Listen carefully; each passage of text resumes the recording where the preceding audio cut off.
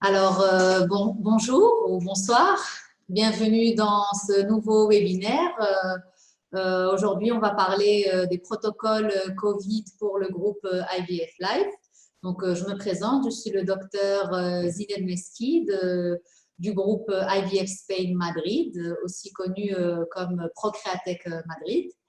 Je veux d'abord m'assurer que vous m'entendez bien et que il n'y a pas de problème de connexion.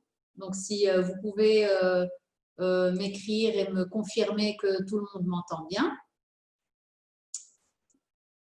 Je vois qu'il y a déjà quelques participants, donc j'attends aussi que tout le monde puisse se joindre. Très bien. Merci de me dire qu'on m'entend bien, d'accord.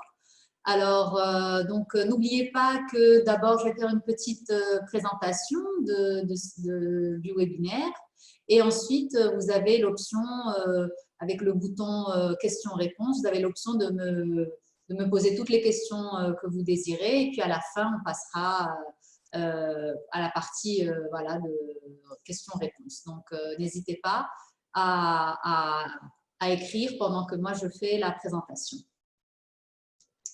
Très bien. Alors, je vais commencer d'abord par faire un petit rappel de ce qui est le fameux Covid. C'est donc un virus qui appartient à une grande famille de virus qui s'appelle le coronavirus. Il y en a plusieurs. Alors, c'est une famille de virus qui peuvent causer des infections respiratoires qui peuvent aller d'un simple rhume jusqu'à des maladies un peu plus sévères, comme ce fut le cas du MERS, le syndrome respiratoire du Moyen-Orient, ou le SARS, le syndrome respiratoire aigu sévère. Et là, concrètement, il s'agit du Covid-19, c'est comme ça qu'on appelle la maladie qui est la maladie dont le coronavirus est responsable. Et donc, c'est une nouvelle souche de coronavirus qui a vu le jour à Wuhan, en Chine, en décembre 2019. Donc, je voudrais aussi rappeler que jusqu'à présent, comme on a quand même assez de recul avec les patients chinois, ça fait quand même depuis le mois de décembre qu'ils souffrent de cette pandémie. Alors, je rappelle donc qu'il n'y a pas de transmission verticale de ce virus, c'est-à-dire qu'une femme enceinte ne va pas transmettre à l'enfant ce virus si elle est infectée, car le virus, à travers du placenta, ne pénètre pas dans l'embryon. Alors, c'est pour une simple raison, c'est que le virus a besoin de certains récepteurs afin de pénétrer dans des cellules. Alors, ces récepteurs sont des récepteurs à une enzyme de conversion qui sont présents dans des organes tels que le poumon, les reins et les glandes surrénales. Alors, c'est pour ça que chez l'embryon qui n'a pas encore tous ses organes bien développés, il n'arrive pas à traverser donc, la membrane des cellules et donc il n'y a pas de transmission de mère à enfant.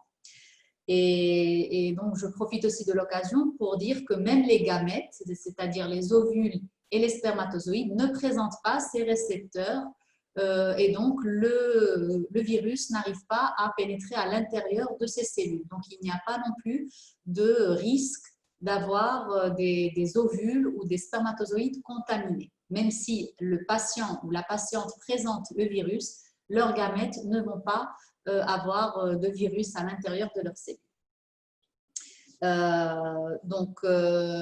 Aussi, durant ce webinaire, je vais surtout parler des protocoles que nous avons mis en place dans nos cliniques et surtout pour éviter le risque pour vous et aussi pour nous. Donc, il faut qu'on se protège mutuellement.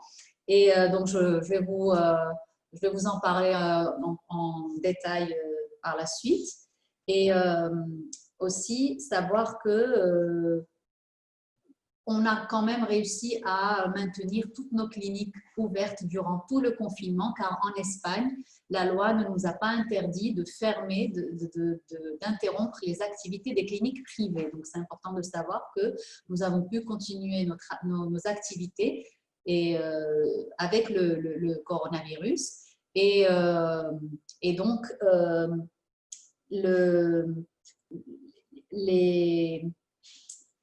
ce que je voulais dire, c'est que j'ai eu un doute là sur ma ligne. C'est simplement que voilà, la seule étape qu'on a dû, quand il y a eu un patient infecté ou une patiente plutôt infectée, c'est la seule étape qu'on a dû interrompre durant tous les traitements qu'on a fait durant le confinement, c'est le transfert embryonnaire, surtout à cause des pics fébriles que puisse provoquer le Covid-19. Donc, même chez les femmes qui ont présenté des infections de coronavirus, on a pu faire tous les traitements de fertilité, de procréation médicalement assistée, sauf le transfert embryonnaire, car on a vu que la fièvre, c'est un facteur de risque d'échec d'implantation.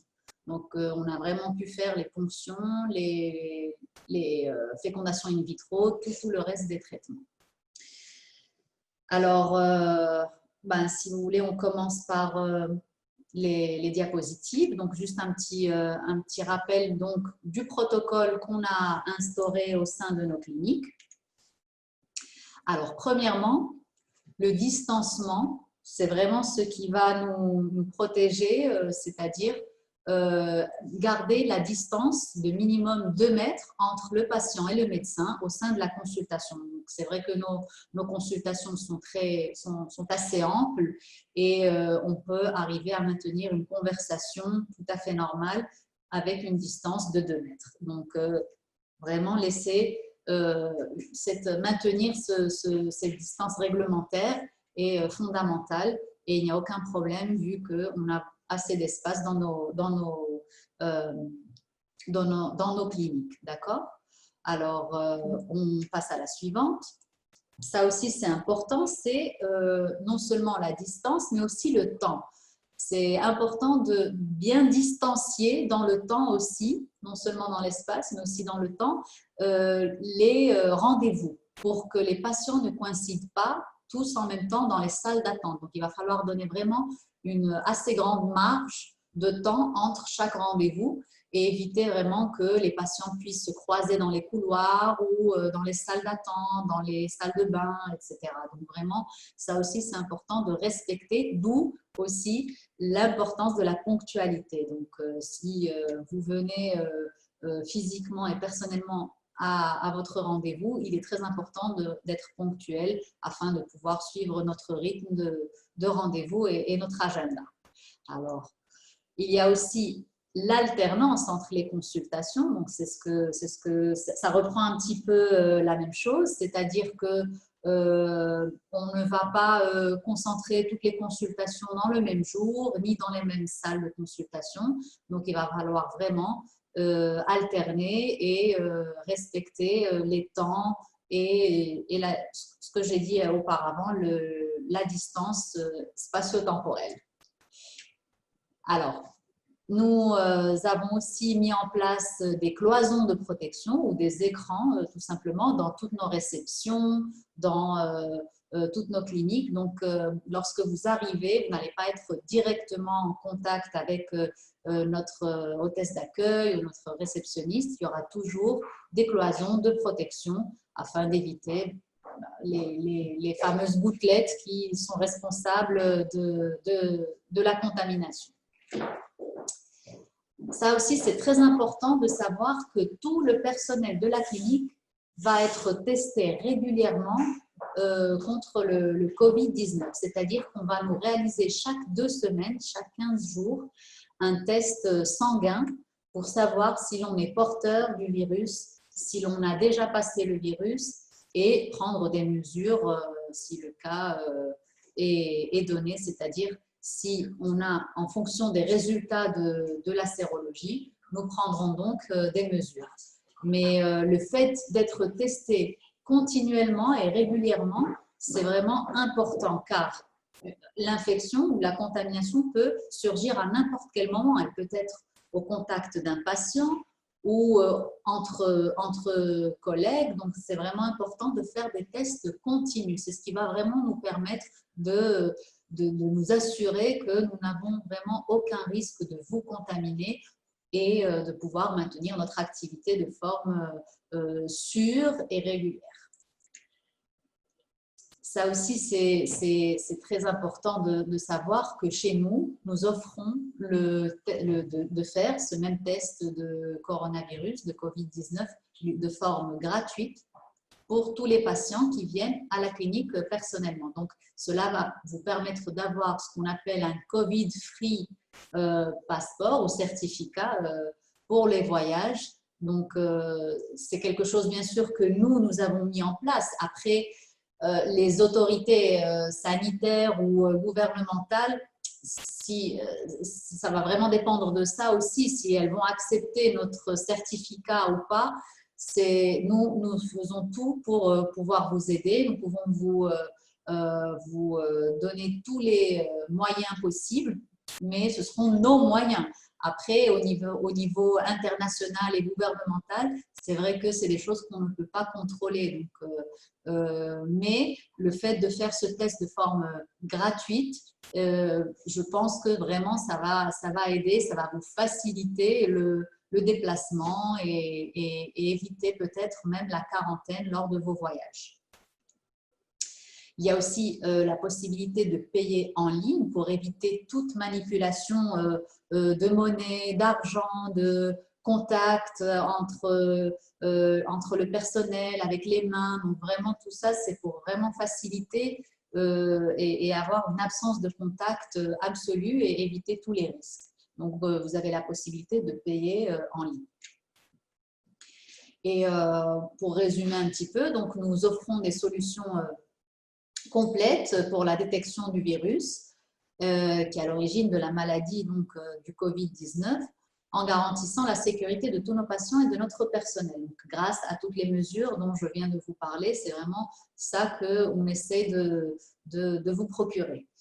Alors, il y a aussi différents types de tests. J'ai parlé du dépistage, de la sérologie, mais il y a aussi la PCR, ce qu'on appelle la PCR, la Polymerase Chain Reaction. Donc, c'est le fameux test qu'on fait avec des bâtonnets pour prélever au niveau nasal et aussi au niveau du pharynx, un petit échantillon.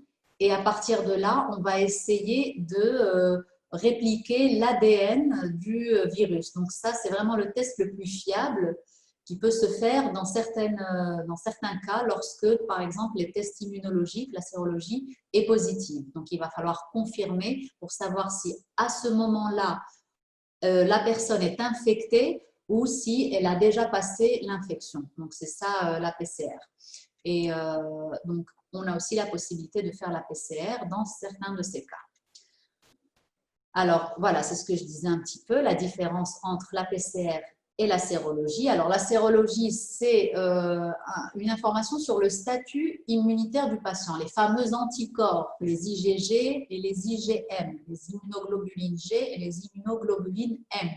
Alors, les immunoglobulines G, si elles sont positives, cela veut dire que le patient a déjà passé l'infection.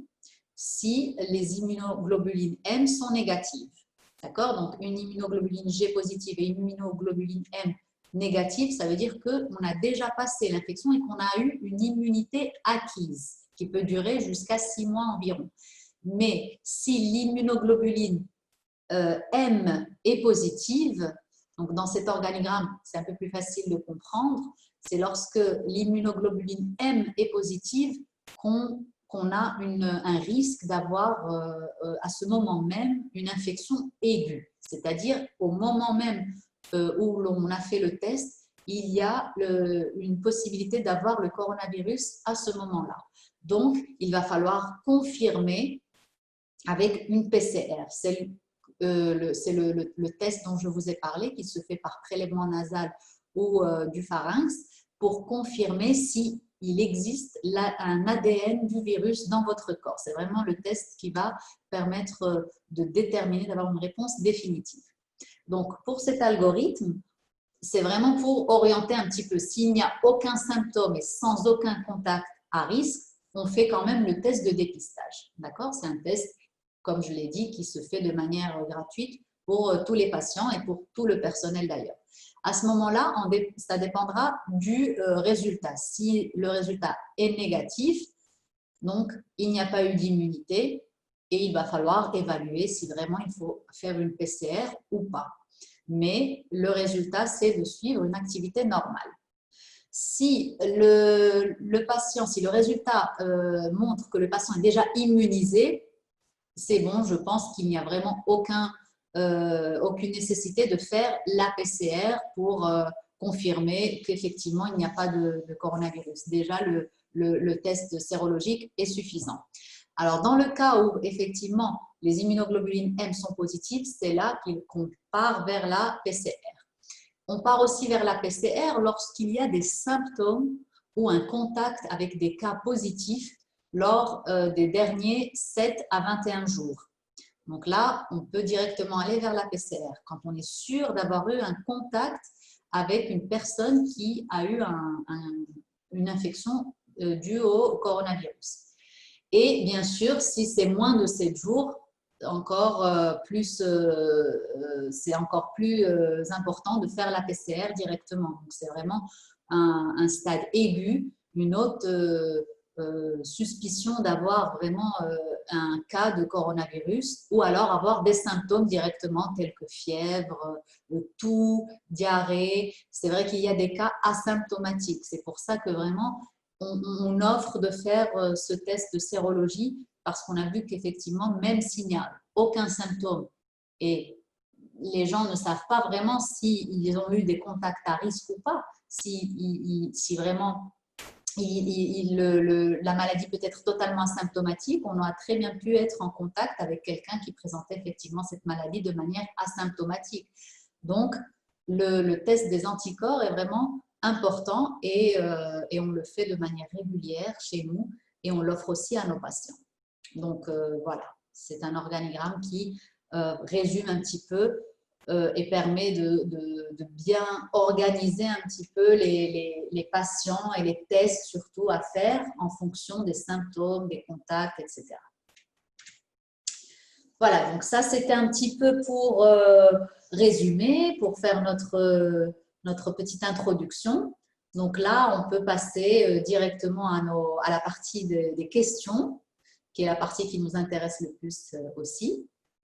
Donc la première question, c'est bonjour, que se passe-t-il si nous commençons un traitement FIV, FIV donneuse, c'est ça, et que nous tombons malades du Covid avant le transfert? Alors, comme je l'ai dit auparavant, il n'y a vraiment aucun problème à continuer le traitement. Bien sûr, il va falloir prendre toutes les mesures, isoler les patients et vraiment prendre toutes les mesures pour pouvoir éviter tous les risques de contact et de contamination. Mais normalement, on arrive toujours jusqu'à la ponction pour ne pas perdre ce cycle. Maintenant, je parle des patients qui sont ici sur place. Après, pour les voyages, c'est vrai que peut-être que c'est un petit peu plus compliqué vu que le déplacement va être un petit peu plus limité. Donc, si le déplacement est limité et si en plus vous avez le coronavirus à ce moment-là, peut-être que ça va être plus compliqué.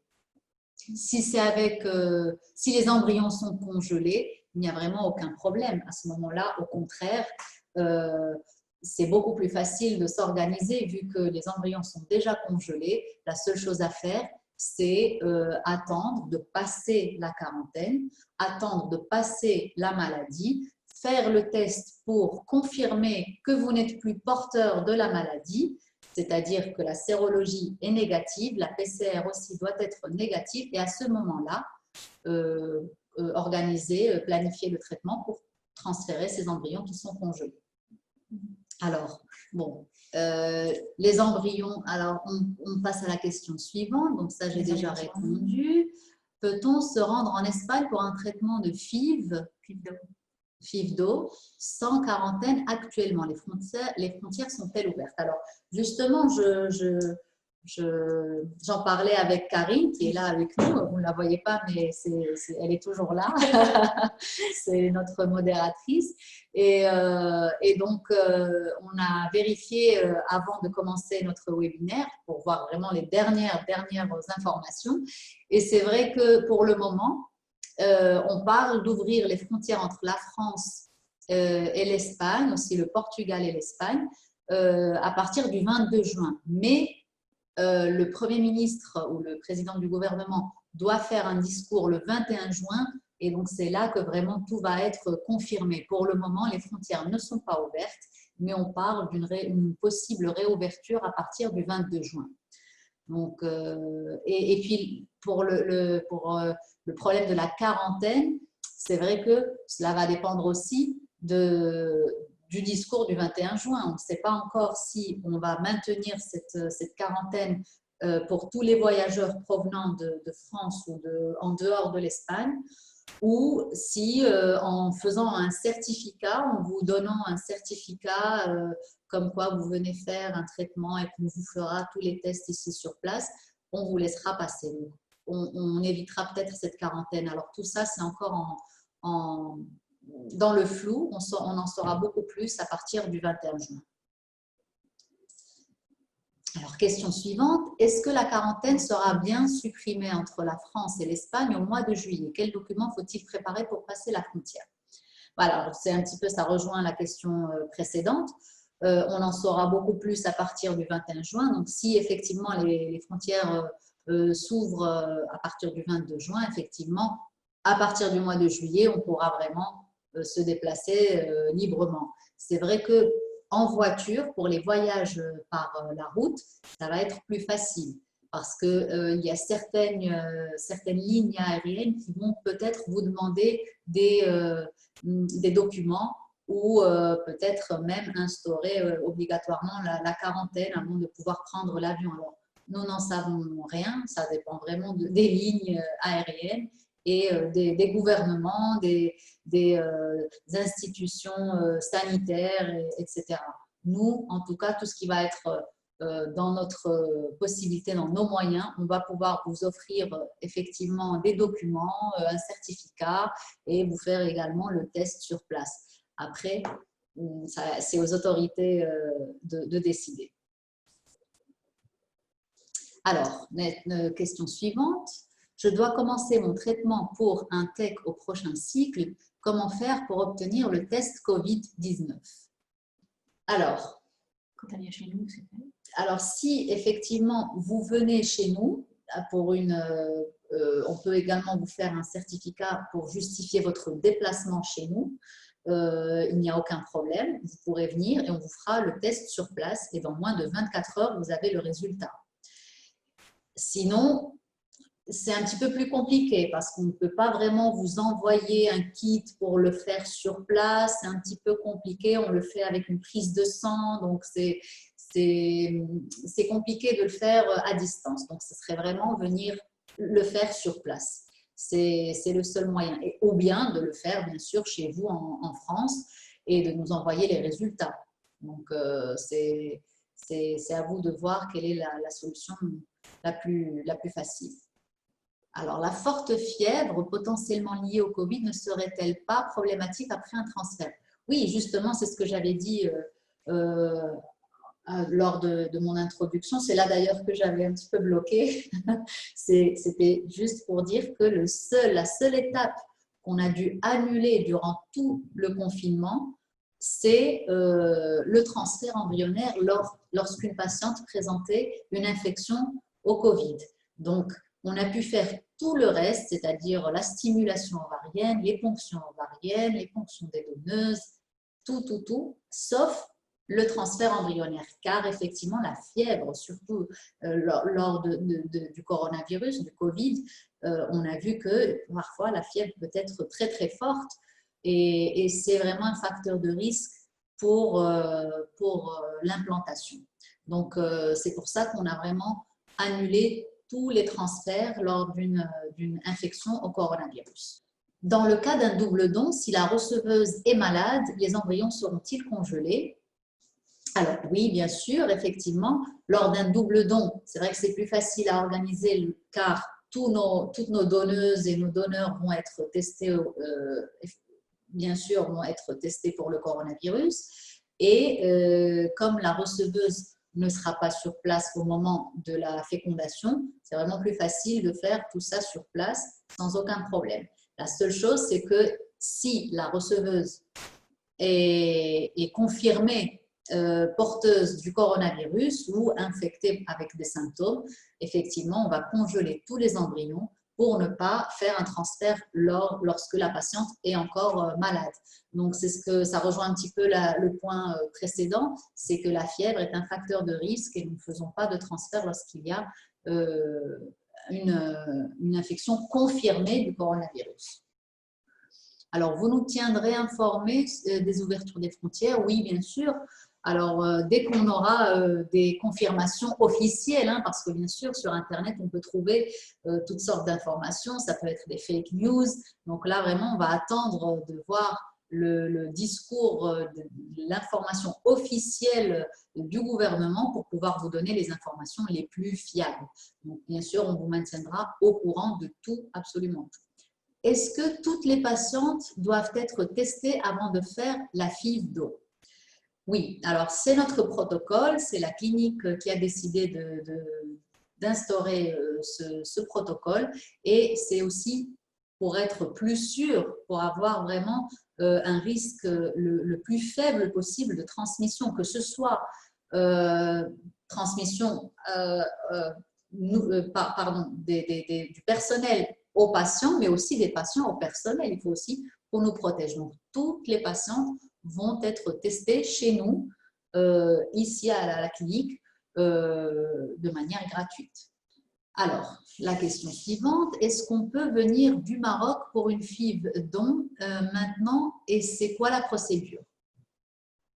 Alors, bien sûr, dès que la réouverture des frontières entre le Maroc et l'Espagne se fera, il n'y aura aucun problème à venir, que ce soit du Maroc, de la France, de n'importe quel pays. Mais bien sûr, pour connaître la procédure, vu que ce n'est pas vraiment le sujet de notre webinaire aujourd'hui, n'hésitez pas à nous contacter. Vous avez notre mail sur l'écran et nous vous indiquerons toutes les procédures à suivre pour faire une FIV avec donneuse. Et bien sûr, une fois que la frontière sera réouverte, il n'y aura aucun problème pour venir. Et la même chose, hein, vous ferez les tests sur place pour le coronavirus. Alors, pour la question suivante, bonjour. Aurez-vous des hôtels qui respectent scrupuleusement les normes d'hygiène à nous conseiller pour le séjour sur place? Oui, bien sûr, tout à fait. Alors, il faut savoir qu'ici, en Espagne, ça a été quand même l'un des pays européens les plus touchés. Et donc, c'est vraiment quelque chose qui a été vraiment pris au sérieux. Donc, tous les hôtels, la restauration, tous ces services sont vraiment contrôlés par la loi et doivent être obligés de suivre des mesures d'hygiène, des normes d'hygiène très strictes. Donc, n'ayez aucune crainte, vraiment, l'Espagne a mis en place des protocoles à niveau national et nous avons effectivement des hôtels, des appartements avec lesquels nous avons l'habitude de travailler et qui nous certifient que les normes d'hygiène sont respectées et qui font la désinfection de manière quotidienne. Alors, pour la question suivante, bonjour docteur, à partir de quel âge la FIV est arrêtée dans votre clinique? Bon, alors ça, c'est une question voilà, qui n'est pas vraiment en rapport avec le sujet d'aujourd'hui, qui est le Covid-19. Mais bon, juste à titre informatif, c'est vraiment une évaluation du cas que les médecins font. C'est-à-dire qu'on ne va pas généraliser, il va falloir aller du cas au cas, cas par cas, pardon, et individualiser tous les traitements. Donc, c'est pour ça qu'il est important de bien connaître l'histoire clinique, de faire tous les bilans, toutes les études avant de pouvoir décider de poursuivre avec un traitement de FIV ou de changer de traitement. Donc, c'est vrai que dans la sécurité sociale, il y a une limite d'âge. Dans les cliniques privées, il n'y a pas de limite d'âge obligatoire. Et donc, il va falloir vraiment voir, étudier le cas. Donc, pour cela, n'hésitez pas à nous contacter encore une fois par email. Vous avez notre email à l'écran pour avoir toutes les informations pour les démarches à suivre. Alors, autre question, est-ce que le port du masque est-il obligatoire? Alors oui, apparemment, c'est devenu obligatoire. Le port du masque est obligatoire en Espagne pour le moment. Donc dans les transports publics, dans les lieux publics en général, le port du masque est obligatoire. Alors, dans notre clinique, effectivement, on porte des masques, surtout lorsqu'on doit examiner la patiente. Le port du masque et des gants est obligatoire. Donc, oui. Alors, la question suivante, je ne connais pas bien votre clinique, la seule que je connais, c'est Ivy. Est-ce que vous faites partie de leur groupe? Alors non, c'est un groupe complètement différent et si vous voulez en savoir plus sur notre clinique, n'hésitez pas à vous connecter et à visiter notre page web, c'est IVF, IVF Life. Question suivante. En France, l'hôpital où j'ai mes embryons est fermé. Je ne sais pas jusqu'à quand et après ouverture, je pense que la procédure est longue. Est-ce que c'est possible de venir suivre mon traitement là-bas et avoir des embryons pour pouvoir continuer? Alors, je ne sais pas si j'ai bien compris la question. Si vous ne voulez pas attendre que votre hôpital ouvre, si vous ne voulez pas attendre parce que les procédures vont être trop longues et venir en Espagne et refaire tout le traitement, c'est-à-dire générer de nouveaux embryons, bien sûr, il n'y a absolument aucun problème.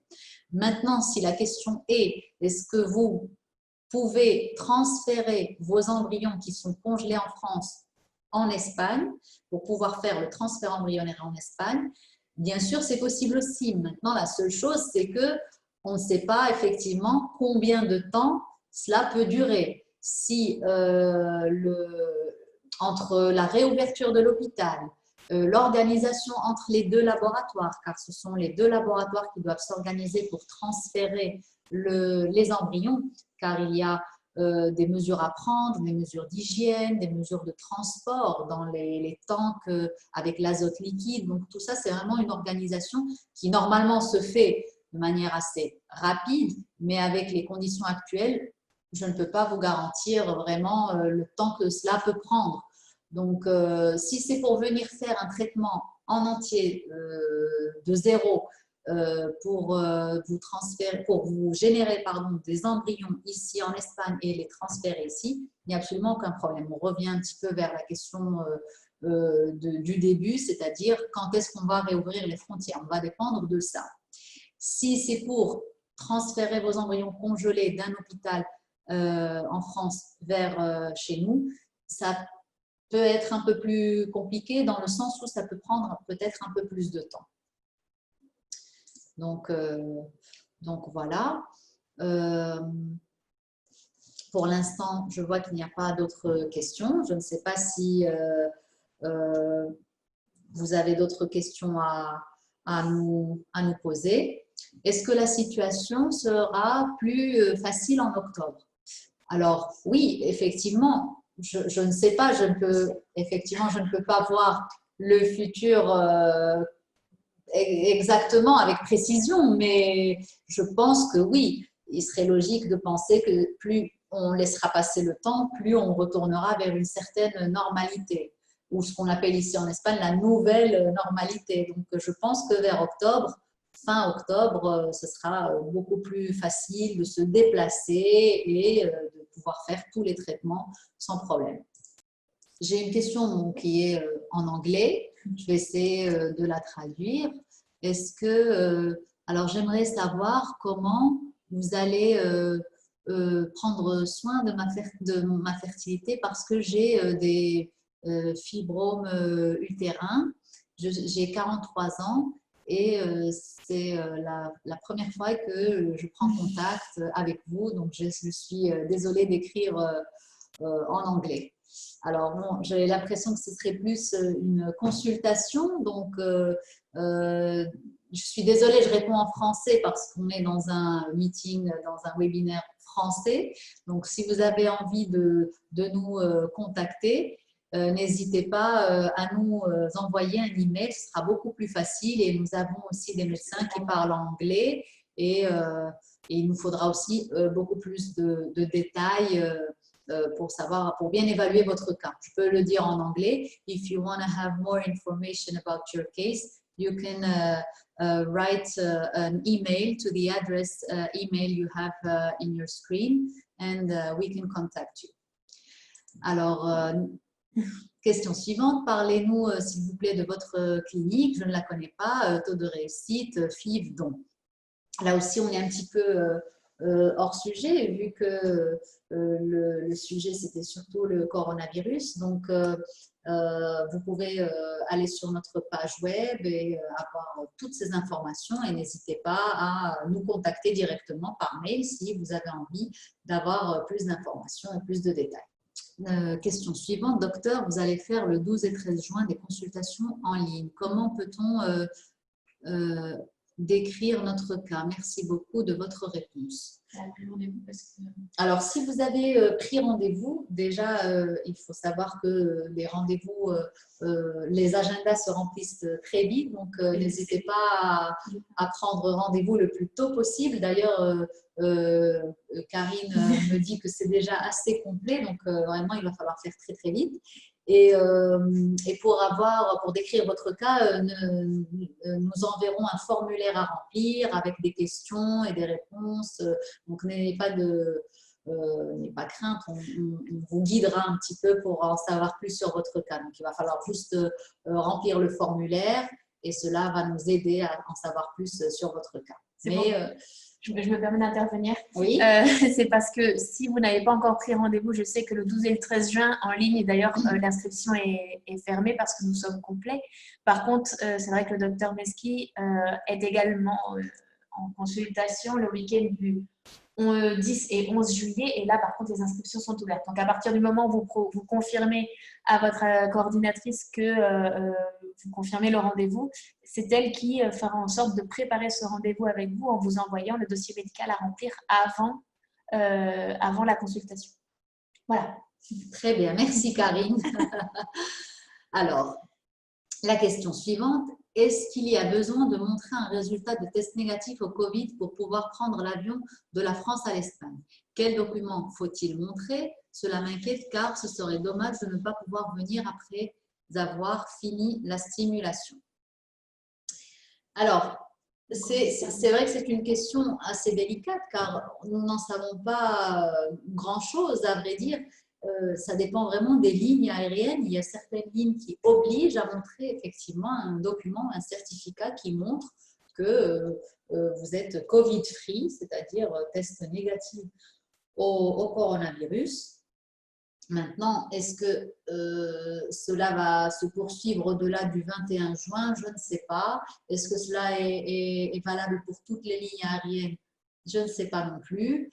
Le document à montrer, si vous faites le test chez nous, nous vous procurons tous les documents nécessaires, un certificat avec votre test, sans aucun problème. Maintenant, j'imagine que si vous faites le test en France, le simple fait d'avoir votre résultat peut être suffisant. De toute façon, on ne commence pas les stimulations avant d'en savoir plus. Voilà, alors effectivement, comme a dit Karine, nous n'allons pas commencer les stimulations avant d'en savoir plus sur la situation. D'accord? Alors, la question suivante. Risque-t-on d'avoir beaucoup d'attentes pour un TEC après la réouverture des frontières du fait du retour massif des patientes?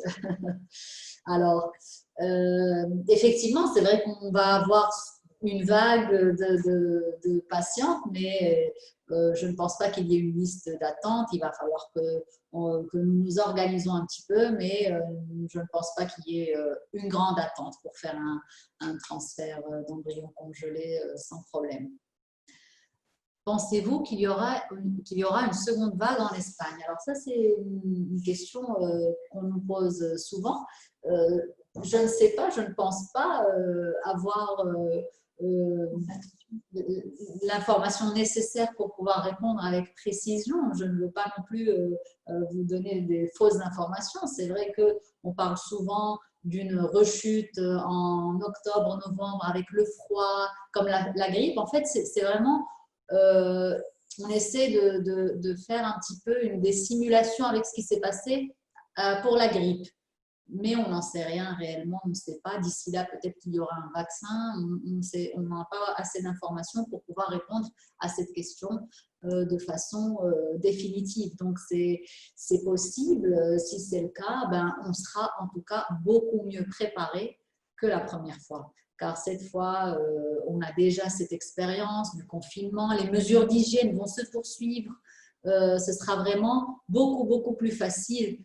Le problème qui s'est passé là, c'est que ça nous a pris par surprise, même si c'est vrai qu'il y avait déjà eu le cas de la Chine et de la Corée, du Japon, de l'Italie, mais quand même personne n'imaginait que ça allait atteindre ces niveaux-là. Donc, ça nous a quand même pris par surprise. S'il y a une deuxième vague, on ne va pas être aussi surpris, ça ne va pas nous surprendre comme la première fois. Donc, on sera bien préparé. Donc voilà, ça c'était pour la dernière question. Nous allons attendre un petit peu pour voir si vous avez d'autres questions à ce sujet-là. Voilà, ce que je voulais dire aussi, c'est que lorsque j'ai parlé au tout début du risque de la transmission verticale, c'est vrai qu'au départ, il y avait cette idée du risque de pouvoir qu'une femme enceinte qui tombe malade, qui est le Covid, puisse transmettre la maladie à son enfant. Parce que le cas du SARS avait ce risque-là. Le SARS dont j'ai parlé, c'est le syndrome respiratoire aigu sévère, qui est aussi une sorte de coronavirus qui s'est vu il y a quelques années. Donc, c'est vrai qu'il y a eu une transmission verticale. C'est ce qu'on appelle verticale, car elle part de la mère, elle traverse le placenta et va vers l'enfant. Mais dans le coronavirus, il n'y a pas de transmission verticale à cause de ce que je vous ai dit, des récepteurs, des membranes, de l'enzyme de conversion. Donc, il faut aussi savoir, à part ça, il faut savoir que les femmes qui sont enceintes et qui s'infectent n'ont aussi aucun risque c'est-à-dire une infection par coronavirus chez une femme enceinte ne va présenter aucun risque de malformation chez l'enfant, comme par exemple c'est le cas de la rubéole ou de la toxoplasmose. Ce sont des maladies qui peuvent générer des malformations chez l'enfant lorsque la femme enceinte est atteinte au deuxième trimestre. Donc là, il faut savoir que vraiment le coronavirus ne présente aucun risque de provoquer des malformations chez les femmes enceintes au deuxième ou au troisième trimestre.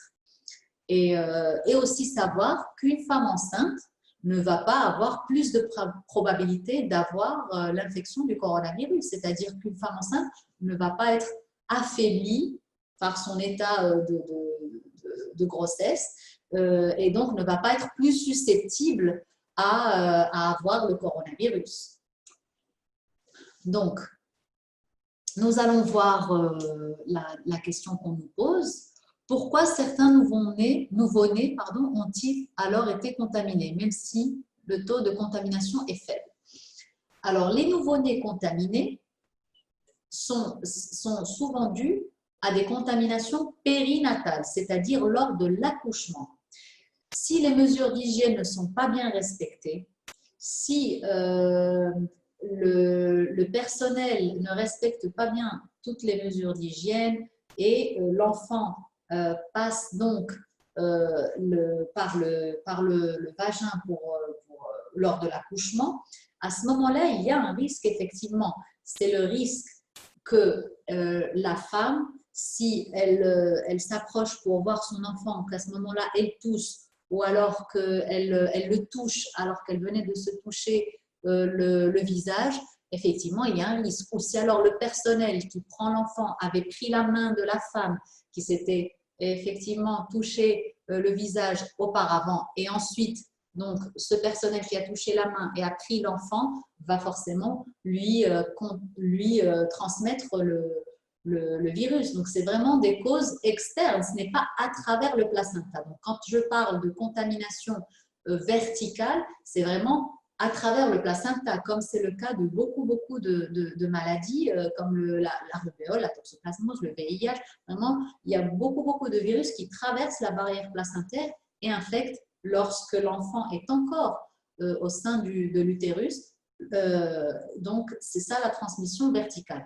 Mais lorsqu'on a des nouveau-nés atteints, c'est très souvent par manque d'hygiène, par manque de précaution et c'est des transmissions périnatales. Voilà, alors ça c'était pour la question qui nous restait, qu'on venait de nous poser. Si vous n'avez pas plus de questions et tout est clair, on peut donc penser qu'il n'y a plus de doute à ce sujet-là. De toute façon, comme je vous ai dit, on va vraiment dépendre du discours du chef de gouvernement, du Premier ministre après le 21 juin. Donc vraiment, on pourra vous en dire beaucoup plus, on vous tiendra au courant, n'ayez pas peur, vraiment on sera là, on vous donnera toutes les informations et si vous avez besoin de quoi que ce soit, n'hésitez pas à contacter à nous envoyer des emails, et à nous appeler, à nous envoyer des messages sans problème. Donc, merci à vous d'avoir suivi ce webinaire. C'est vrai que c'est un sujet dont on a beaucoup parlé, on est même peut-être un petit peu saturé de ce sujet, mais c'était important pour nous de vous transmettre une certaine sécurité et aussi de vous rappeler un petit peu toutes les mesures qu'on a prises au sein de la clinique, de savoir qu'ici, on a pris vraiment les choses très au sérieux, qu'il y a des protocoles que nous avons instaurés, mais aussi des protocoles que la SEF, qui est la Société espagnole de fertilité, a aussi exigé. Donc, on respecte tous les protocoles imposés par toutes les organisations de fertilité et de gynécologie, mais aussi on a pris des mesures propres à nos cliniques. Merci à vous et bonne soirée. À très bientôt. Au revoir.